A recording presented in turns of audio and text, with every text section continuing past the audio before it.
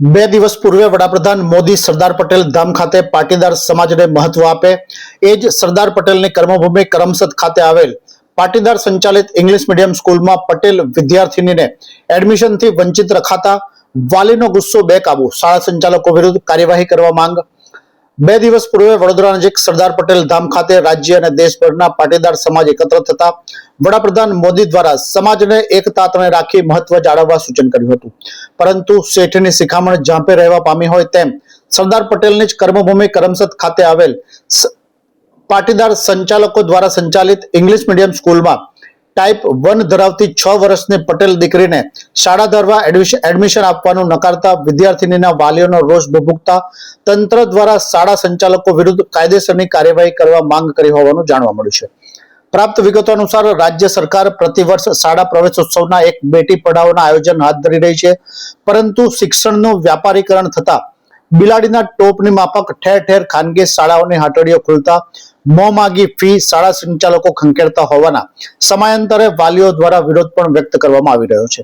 તેમ છતાં હજુ બે દિવસ પૂર્વે જ વડોદરા નજીક સરદાર પટેલ ધામ ખાતે વડાપ્રધાન મોદીએ પટેલ સમાજને એક તાંતણે રાખી મહત્વ જાળવવા સૂચન કર્યું હતું, પરંતુ ખાટલે મોટી ખોડ એ છે કે સરદાર પટેલની જ કર્મભૂમિ કરમસદ ખાતે આવેલ પાટીદાર સંચાલકો દ્વારા સંચાલિત એસજે પટેલ ઇંગ્લિશ મીડિયમ સ્કૂલમાં પટેલ સમાજની અને લંડનથી પરત આવેલ પરિવારની 6 વર્ષની દીકરી જે ટાઈપ 1 ડાયાબિટીસ હોય ને સ્થિર આવકનું સાધન ન હોય શાળામાં એડમિશન આપવાને ના પાડતા જ પરિવારે રોષ વ્યક્ત કરી વાલી દ્વારા તંત્ર સમક્ષ કાયદેસરની કાર્યવાહી હાથ ધરવા માંગ કરી હોવાનું જાણવા મળ્યું છે।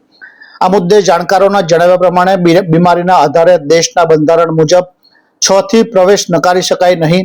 આરપીડબ્લ્યુ એક્ટ હેઠળ દીર્ઘકાલીન સ્વાસ્થ્ય સમસ્યા ધરાવતા બાળકો માટે ભેદભાવ ગેરકાયદેસર ગણાતા હોય ડીપીઓએ પણ ફરિયાદ મળે તપાસ કરી કાર્યવાહી કરવામાં આવશેનું જણાવ્યું હતું। મારું નામ રીના મનીષ પટેલ છે। અમે લોકો લંડનથી 8 એપ્રિલે અહીંયા આવ્યા હતા। પછી અમે સ્કૂલ માટે એને એસજે પટેલ ઇંગ્લિશ મીડિયમમાં એડમિશન માટે ગયા। મારી ડોટરને ટાઈપ 1 ડાયાબિટીસ છે, એટલે અમે લોકો એની ફોર્માલિટી લોકો મારી ડોટરનું ઇન્ટરવ્યૂ લીધું, એ બી પાસ કર્યું। પછી એ લોકો કીધું કે 2 દિવસમાં અમે પ્રિન્સિપાલ નથી એટલે તમને 2 દિવસમાં જવાબ આપીશું। ઇન બિટવીન અમે ગામના ટ્રસ્ટીઓ વડીલો સાથે ત્યાં મેસેજ મોકલાયો કે મારી ડોટરનું એડમિશન ત્યાં થઈ જાય તો સારું। ત્યાર પછી તો બી પ્રિન્સિપાલ અમને મળ્યા નહીં। મંડે મારી ડોટરને અમે સ્કૂલમાં લઈને ગયા તો ખાલી પ્રિન્સિપાલ મારી ડોટરને જ મળ્યા, મને મારા હસબન્ડને મળ્યા બી નહીં, અને એમને એવું કીધું કે અમે પછી જવાબ તમને આપીશું। ત્યાર પછી અમે ગામના ટ્રસ્ટી જે ભરતભાઈ જસભાઈ પટેલ સ્કૂલમાં ટ્રસ્ટી છે, અમે એમને વાત કરી અને એમના થ્રુ અમે મળવા ગયા। ત્યારે પ્રિન્સિપાલ મળ્યા।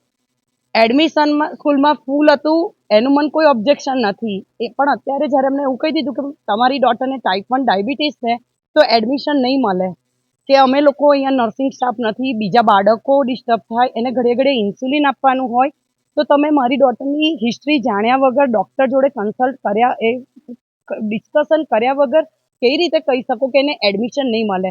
અને એવું કઈ ગવર્મેન્ટમાં છે? આપણા ભારતમાં 8 લાખ બાળકો ડાયાબિટીસથી પીડિત છે અત્યારે, તો એ બાળકોને ભણવાનું અહીંયા કોઈ રાઇટ જ નથી।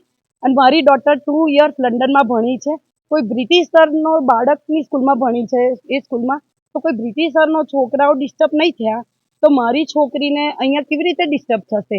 અને આટલી મોટી સ્કૂલમાં આટલા બધા બાળકો ભણે છે, એમાં કોઈ પણ બાળકને કશી તકલીફ જ નહીં હોય, તો આ તો એક પેરેન્ટ્સ માટે બી દુઃખની વાત છે કે છોકરુંને ડાયાબિટીસ છે તો એને એડમિશન કોઈ સ્કૂલ એટલે, અને અમને બીજી સ્કૂલ માટે સજેસ્ટ કરે છે કે તમે આ સ્કૂલમાં એડમિશન લો, સીજે પટેલમાં લો, તો તમારી સ્કૂલ એડમિશન નહીં આપતી તો બીજી સ્કૂલ જોડું કેવી રીતે એક્સેપ્ટેશન રાખું કે મને એ લોકો પણ એડમિશન આપશે? અને ગવર્મેન્ટમાં એવું નથી કે ડાયાબિટીસ હોય તો એને ભણાવવાનો કોઈ રાઇટ જ નથી। અને પ્રિન્સિપલને એટલો ઈગો હર્ટ થયો કે મેં કેમ ગામના ટ્રસ્ટીઓ થ્રુ એમને મેસેજ પાસ ઓન કર્યો કે મારા ડોટરને એડમિશન આપો।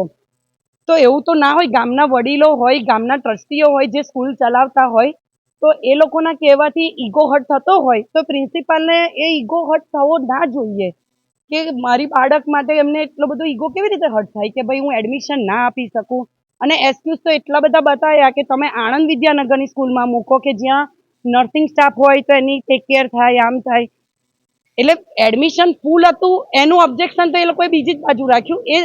એના સિવાય મને એ લોકોએ ડાયાબિટીસ માટે બધું કહ્યું, એની પર આટલું બધું પ્રેશરાઇઝ ના આપતો બાળકને, તો કેમ આજે મારી છોકરી ના છે, તમારી ઘરના કોઈ બાળકને તકલીફ હોત તો એને તમે ઘરમાં બેસાડી રાખત?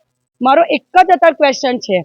મારે તો સ્કૂલ માટે એક જ સવાલ છે કે એવું ના હોય કે બાળકને તકલીફ હોય એ વગર બી બાળકને, ઘણા લોકો લંડનમાં ડોક્ટર હતા ડાયાબિટીસ વાળા બી. એટલે મારી છોકરી કેટલી ક્લેવર છે, મારે એને કઈ સ્કૂલમાં મૂકવી છે એ મારું ડિસિઝન છે, નહીં કે કોઈ સંસ્થાનું કે કોઈ મેમ્બરનું કે તમે આ સ્કૂલમાં મૂકી શકો. તમે તમારા જ બાળકને કેમ એ સ્કૂલમાં CJ પટેલમાં નહીં મૂકતા? તો તમે એક્સેપ્ટેશન રાખો છો કે અમારી છોકરા હાઈ લેવલનું એજ્યુકેશન લે, સારી સ્કૂલમાં ભણે, સારા ફ્રેન્ડ્સ બને, તો મારી છોકરી હું ફી ભરવા કેપેબલ છું. તો તમે લોકો મને સજેસ્ટ ના કરી શકો. ભરતભાઈ, જસભાઈ મને એવું કહે છે કે CJ પટેલમાં મૂકો, તો SJ પટેલ એડમિશન આપવા રેડી નથી તો CJ પટેલ કેવી રીતે મને એડમિશન આપશે?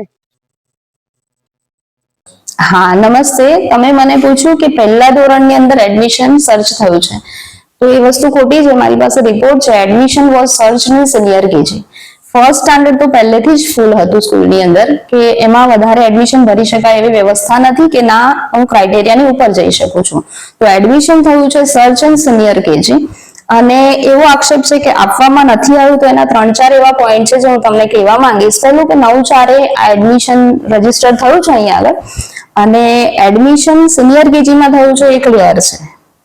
બીજી વસ્તુ એ છે કે CBSE ના, this is the CBSE school, so criteria accordingly કે 40 છોકરાઓને અમે ભરી શકીએ છીએ, મતલબ 40 children would be there, right? તો admission already full in the school. So અત્યારે મારી સ્કૂલનું within 1 month renovation is going on. In class we having criteria only 35. CBSE giving 40 children in one class, but now we decided according to the class 35 only children we will input inside. So we having admission right now in senior KG 64, right? +1 કદાચ અમે કરીએ તો 65. Now +1 we can't take the admission. we are not taking it out. અમે લઈ જ નથી શકતા. તો એક આ વસ્તુ છે. બીજું કે ટાઈપ 1 ડાયાબિટીસની જે ચર્ચા કરવામાં આવી, કે એ આક્ષેપ છે કે આવું હોવાના કારણે નથી લીધો. તો હું તમને પહેલી એ જ વસ્તુ કહી શકું કે મારી સ્કૂલમાં 5 ઓટિસ્ટિક બાળકો છે, જે એના કરતા પણ વધારે ગંભીર મુદ્રામાં હતા, અને I got it right now. They are studying in my school. But criteria એવા હોવા જોઈએ કે I will take care proper. જ્યારે હું એક બાળકને લઉં છું, which is my responsibility, I need to take care properly. I don't have that much facility in my school કે એક સ્પેશિયલ નર્સ કામ કરે અને એક બાળક પાછળ પડી રહે, એવી facilities I don't have in my school. So if in future I will search it out and then I got the admission like this children, હું લઈ શકું છું, એમાં કોઈ ઇશ્યુઝ નથી. બટ અત્યારનો ક્રાઇટેરિયા એવો છે, ઇન સિનિયર કેજી અમારી પાસે જગ્યા જ નથી, ઓલરેડી ફૂલ છે, તો એડમિશન કેવી રીતના લઈ શકાય? અને બાળકને કોઈ પ્રોબ્લેમ છે તો પ્રોબ્લેમને અમે ડાયગ્નોઝ કરીએ છીએ, અને ડાયગ્નોઝમાં અગર ક્રાઇટેરિયા આવો બેસે છે કે yes we can take care of the children, then we get the admission. If we are not taking care, અગર એ પ્રોબ્લેમ વધારે હાઈ અપ છે તો અમે એને પેરેન્ટને જણાવી દઈએ છીએ, જેનું પ્રોવિઝન જે થતું અકોર્ડિંગલી થઈ શકે છે. તો this is the matter only. ये है हलचल टीवी नेटवर्क और आप देख रहे हैं हलचल टीवी न्यूज. हर हलचल पर नजर, हर हलचल की खबर.